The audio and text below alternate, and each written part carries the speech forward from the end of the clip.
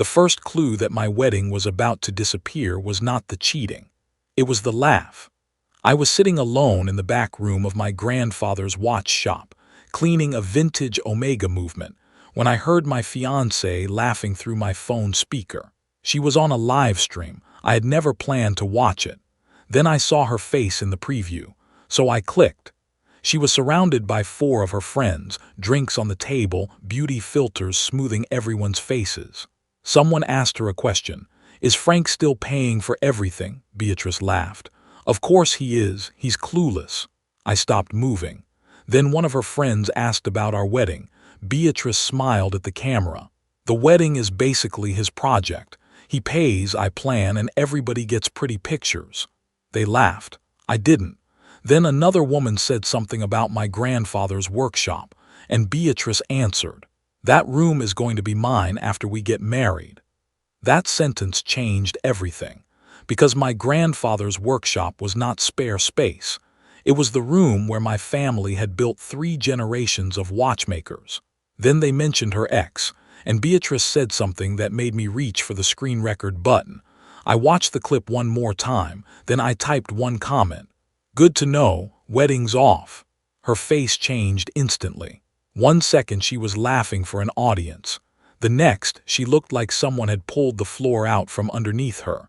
The beauty filter stayed on. The confidence didn't. My name is Frank Mercer. I'm 36 years old and I own Mercer timepieces in Savannah, Georgia. My grandfather opened the shop in 1978. My father expanded it. I took it over. The front of the store sells watches.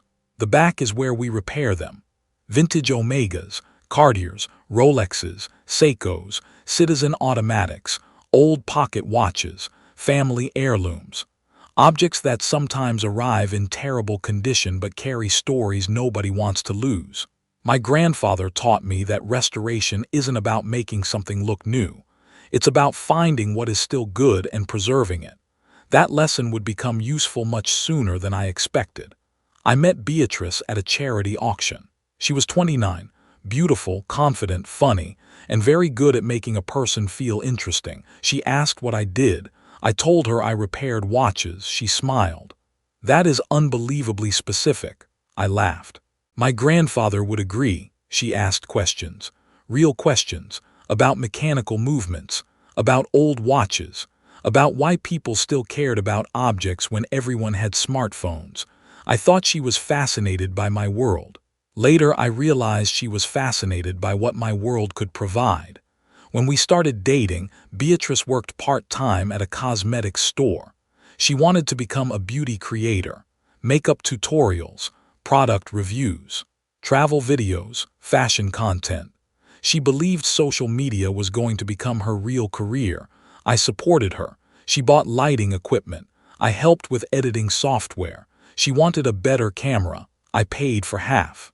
She wanted a new laptop. I helped. She called it investing in our future. I believed her. That is important. People don't usually wake up one morning and discover they've been used for 3 years. They notice one small thing, then explain it away, then another, then another. I did that for a long time. Beatrice had expensive taste. At first I found it amusing. Then it became normal.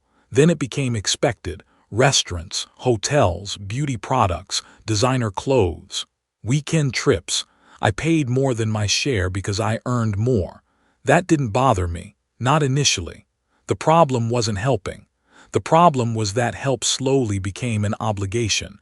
If I questioned a purchase, I was unsupportive. If I wanted to delay an expense, I was negative. If I mentioned budgeting for the wedding, she told me I was treating our marriage like a business transaction. Ironically, every romantic idea somehow had a receipt. The wedding was planned for October. 160 guests, waterfront venue, luxury photographer, designer flowers, huge bridal party. By June, I had spent nearly $24,000 on deposits. Beatrice had contributed almost nothing financially. She joked about it. "My contribution is looking good in the pictures." I laughed. I shouldn't have. One afternoon, I told her I wanted to donate $1,500 to a veterans program. The charity was connected to a mechanical training foundation for disabled veterans. It mattered to me because my grandfather had served. Beatrice looked at the donation page, then at me. "We need that money for bridesmaid dresses." I thought she was joking. She wasn't. The dresses cost almost $7,000. I closed the donation page. "I'll do it later." That sentence stayed with me, because I wasn't simply postponing a donation. I was postponing something I believed in to protect an event that increasingly seemed to exist for someone else's image. Then Beatrice started talking about the shop. She wanted a beauty studio, a private filming room, more natural light, a larger vanity, storage for products, a backdrop wall. She suggested turning the workshop into a content room. I laughed. She didn't. "You don't use all that space." "My grandfather did. That was decades ago. My father still uses parts of it. I just think you're emotionally attached to old things." I looked at the workbench. My grandfather had built it himself. His handwriting was still inside the drawers. My father's magnifying arm was still mounted above it. I said no. She smiled. "Fine. After the wedding, we'll revisit it." At the time, I thought she was teasing. Now I know she was planning. The live stream happened on a Friday night. Beatrice called it Bride Squad Truth Night. I clicked because her face was on the preview. She was sitting on our couch with 4 friends: Lexi, Marin, Gia, and Olivia, my cousin's wife. Olivia looked uncomfortable. That should have been my second clue. Lexi leaned toward the camera. "So B, is Frank still tracking every wedding dollar?" Beatrice laughed. "He thinks the wedding is about budgets." Marin asked, "Does he even know what you're planning after?" Beatrice smiled. "Absolutely not." Then she said it. "The workshop is becoming my studio." My hand stopped above the watch. Gia laughed. "What about his grandfather's stuff?" Beatrice waved dismissively. "He can move it somewhere else." Then Lexi asked the question that changed everything. "What about Donovan?" The room became quieter. Donovan was Beatrice's ex. I had been told he was ancient history. She had mentioned him twice during our relationship. Nothing serious, nothing worth worrying about. Then Beatrice said, "Frank thinks he's ancient history." Gia laughed. "Is he?" Beatrice smiled at the camera. "I saw him 2 weeks ago." My stomach tightened. Lexi asked, "Did anything happen?" Beatrice hesitated, then she laughed. "Maybe." Another friend said, "Girl." Beatrice leaned toward the camera. "Okay, yes. But it wasn't supposed to become a thing." I immediately started recording the screen, not because I wanted revenge, because I had finally learned not to argue with something I had heard directly. Then Beatrice said the sentence I knew I would never forget. "Frank is so easy. He believes whatever I tell him." I watched the screen. 3 years of my life, reduced to a joke. Then she added something about my money. How the wedding was already paid for, how I had bought the ring, how the deposits were secure, how she planned to figure out the rest after the honeymoon. My hand moved before my brain caught up. I typed, "Good to know. Wedding's off." Lexi read it. Her face changed. Beatrice looked down. Then she saw my name. Her smile disappeared. She grabbed the phone. "End it." Before the live stream ended, I typed one more message. "Either you cheated or you invented a story about cheating to impress your friends. Neither version ends in a wedding." The live stream vanished. My phone started ringing. Beatrice, Lexi, her mother, unknown numbers. I turned on airplane mode. Then I opened a notebook. There was no dramatic revenge plan, just 4 words: legal, money, business, wedding. I had learned something important from my grandfather. When a watch fails, you don't hit the case. You open it. You identify the problem. Then you repair what can be repaired and replace what cannot. So I called my attorney. Monica Bell had handled several business contracts for me over the years. She listened. Then she said, "Don't respond to her tonight." I wasn't planning to. "Good. Save the live stream, save the messages, save the original files, don't alter anything. I already recorded it." Then stop talking to everyone. That was the beginning of the strangest weekend of my life. Saturday morning, my doorbell rang. It was Beatrice. Her mother was standing behind her. Beatrice was crying. Her mother wasn't. She looked angry. "Frank, this was stupid girl talk," Vivian said. I looked at Beatrice. "Was Donovan stupid girl talk?" Beatrice started crying harder. "We were drinking." "Did you cheat?" She didn't answer. "Did you tell people you cheated even if you didn't?" Still nothing. Vivian stepped forward. "You are not canceling a wedding over a live stream." I looked at her. "The live stream was the most honest conversation I've heard from your daughter in years." That made Beatrice cry louder. Vivian said, "You have guests flying in." "The guests aren't my problem. The dress is paid for." "I know. The venue deposit is gone." "I know. You are embarrassing everyone." I said, "The embarrassment started before the live stream. The live stream just made it visible." Then Beatrice said something even more revealing. "Can we at least wait until after the bridal portraits?" I stared at her. "Why?" she whispered. "Because everything is booked." That was it. She wasn't asking to save the marriage. She was asking me to protect the production. I told them the wedding was canceled. They left. Then I called every vendor myself. Chapel, venue, photographer, florist, caterer, music, transportation. I lost money, almost $24,000, but I stopped the bleeding before it became a lifetime expense. And this taught me something that has nothing to do with watches. People often make decisions based on money they've already spent.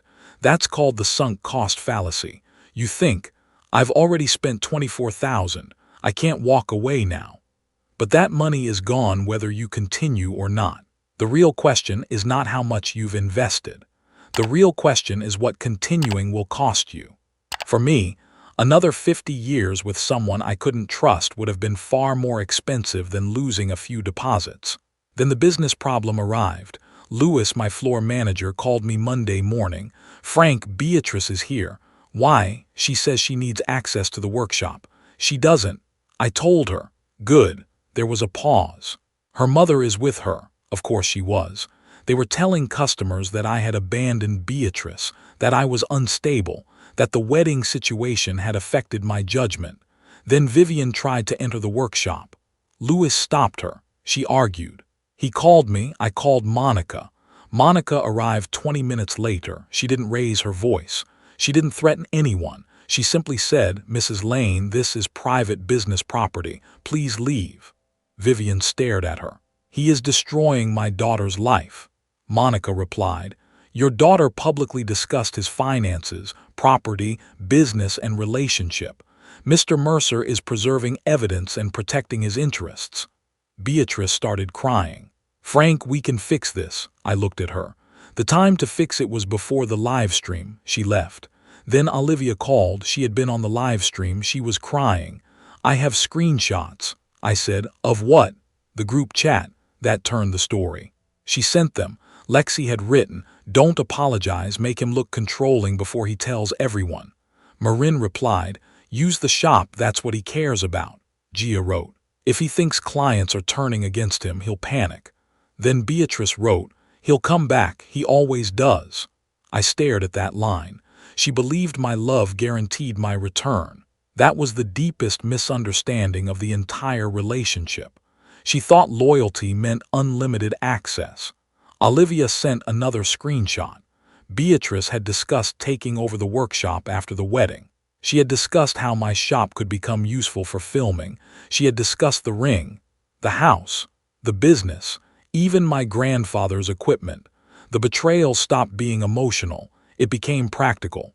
Someone wasn't simply leaving a relationship. Someone had been planning what they could keep from it.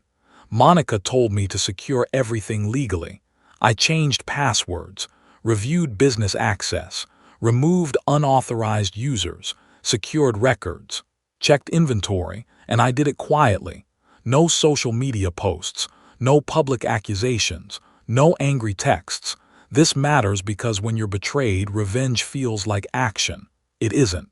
Sometimes revenge is just another way of staying connected to the person who hurt you. I wanted out. Then the smear campaign started. Anonymous accounts began commenting on my business pages. Ask Frank why his fiancée left. Not everything is what it seems. Maybe check how he treats women. A few customers canceled appointments. One collector pulled 3 vintage watches from my shop. Total value of the lost service work was almost $30,000. That hurt, not because of the money, because trust is the foundation of restoration. People hand us objects worth more than a car because they believe we won't damage them. Someone was attacking that trust. I wanted to answer. Monica said no. Document it. She was right.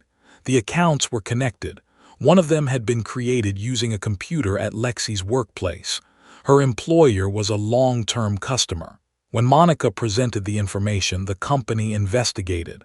Lexi was fired, not because I demanded it, because she had used company resources to pursue a personal dispute. That distinction mattered. I wasn't looking for revenge. I was protecting the business. The legal case followed. Beatrice's attorney described the live stream as a private emotional mistake. Monica played it, my business, my money, my workshop, my ring, my ex, all discussed openly. Then came the screenshots. Then the anonymous accounts. Then the inventory records. Then the unauthorized charges. Beatrice had spent over $3,000 from a shared account on personal purchases. There were also several missing tools from the workshop. She claimed she had permission. She couldn't prove it. The court didn't need me to sound convincing. It needed records. That was another lesson I learned. When emotions become loud, documentation becomes powerful. Dates, invoices, bank statements, messages, original files, not opinions, not revenge posts, facts. Beatrice's family eventually split over the situation. Her father, Richard, came to see me. He sat across from me in the workshop. I watched the live stream. I nodded. He looked at the old workbench. I should have known something was wrong. I didn't answer. He continued. I love my daughter, I know, but I don't agree with what she did. That meant more than I expected. Then he said something I hadn't realized yet. I think she was more afraid of losing your lifestyle than losing you. I looked at him. Why do you say that? Because every conversation she had with us was about the wedding, the house, the shop, and what she would have afterward. I didn't have a response. He stood. I'm sorry, Frank. I shook his hand. You didn't do this. He nodded. No, but I should have noticed. The legal process ended with a settlement, not a Hollywood victory, not every dollar recovered, not every wrong corrected. I still lost a large amount of money. Wedding deposits, lost business, security upgrades, legal fees, time, trust. Some things don't come back, but the agreement created boundaries. No further contact with clients, no business interference, return of company property, no unauthorized access. The ring was returned to me. I put it in the safe. Then I forgot about it for several months. One evening, I opened the workshop after closing. The room was quiet. The workbench was exactly where it had always been. My grandfather's tools were still there. My father's magnifying lamp still hung above the bench. And I realized Beatrice had never understood what that room represented. She saw square footage. I saw history. That difference explains more than any argument ever could. A few weeks later, I finally did something I should have done months earlier. I sent the veterans' donation. $1,500. The exact amount I had postponed for bridesmaid dresses. The confirmation email arrived while I was cleaning a pocket watch. I smiled. Not because the money changed anything. It didn't. The donation couldn't undo the wedding. It couldn't erase the live stream. It couldn't repair the trust I had given away, but it represented a decision. I had stopped postponing my values to protect someone else's image. That was progress. Olivia came by the shop one Sunday. She brought coffee. I wish I'd said something earlier, I told her. A lot of people stay quiet because they don't want to become the next target, she nodded. Still feels terrible. I understand. She looked at the workshop. You kept everything. Not everything. What did you lose? I thought about it. An idea of my future, she looked at me, but not the future itself. That was the distinction I had slowly learned. A relationship can end without your entire life ending. A plan can disappear without meaning your life is ruined. You can lose a person and still keep your identity. You can lose money and still rebuild. You can lose trust and eventually learn how to give it again more carefully. 6 months later, the shop was doing better than before. Not because of revenge, because I had finally started spending my energy where it belonged. We took on more restoration work. Lewis became operations manager. I hired another technician, and I expanded the workshop instead of turning it into a beauty studio. The old bench stayed exactly where it was. Then one Saturday, Richard brought me a small wooden box. Inside were 6 antique watchmaker tools. He said his father had bought them in Europe decades ago. "I want you to have these." I shook my head. "They're valuable. So is the person who will actually use them." He put the box on my grandfather's bench. I looked down at the tools. For a moment, 3 generations seemed to occupy the same room. My grandfather, my father, me, and suddenly I understood something. Beatrice had been planning a future around what she could extract. I was rebuilding mine around what I could preserve. That was the difference. A month later, I saw Beatrice at a grocery store. She noticed me. There was no drama, no screaming, no tears. She looked tired. She asked how the shop was doing. "Good," she nodded. "I heard." Then she looked at my hand, no ring, no replacement, just my watch. She asked, "Are you happy?" I thought about the question, then I answered honestly, "Yes." She looked down. "I'm sorry." "I believe you," she swallowed. "Do you hate me?" "No," that surprised her. "I don't want to spend my life hating you," she nodded. "Do you ever think about what would have happened if you hadn't watched that live stream?" I smiled slightly. "Sometimes." "What do you think?" "I think I'd be much more expensive to break." She laughed quietly. It was the first normal sound I'd heard from her in a long time. Then we went our separate ways. That night, I returned to the shop. I unlocked the safe. The ring was still inside. $10,500 of polished stone and metal. 3 years of promises attached to it. I looked at it for a few seconds, then I put it away. The ring wasn't the future. It was only evidence of what I had once believed, and that was okay, because belief can change. People can change. Plans can change. What matters is whether you recognize the moment reality has changed too. Beatrice believed she could use my loyalty as a safety net. She believed the wedding deposits made me committed. She believed the ring made me invested. She believed the shop would still be waiting for her. She believed my love guaranteed my return. The live stream showed me she had been planning around all of those assumptions. And the strangest part is that I almost thanked her, not for betraying me, for accidentally telling the truth. There is a lesson in that. Sometimes the clearest information comes when people think they're speaking to the wrong audience. People reveal themselves when they feel safe, not necessarily when they're confronted. That is why actions matter so much more than promises. A promise says what someone wants you to believe. A pattern shows what they actually believe. And when the two conflict, pay attention to the pattern. I don't know what happened to Beatrice afterward. I don't need to. I know what happened to me. I stopped paying to maintain a future I no longer trusted. I stopped confusing support with obligation. I stopped treating boundaries as cruelty. And I finally understood that protecting yourself does not make you cold. Sometimes it is the most responsible thing you can do. The night she went live, I thought I was watching a stupid girl's night. I was actually watching the end of my engagement. And in a strange way, I was watching the beginning of my life after it. So I want to ask you something. If you saw the person you plan to marry publicly laughing about using you, would you confront them immediately? Or would you quietly preserve what you saw and protect yourself before saying anything? And if the person later claimed it was just a joke, would that change your decision? Tell me what you honestly think in the comments. Not the answer that sounds toughest. The answer you believe you would make when it was your money, your family business, your future, and the person you trusted sitting on the other side of the screen.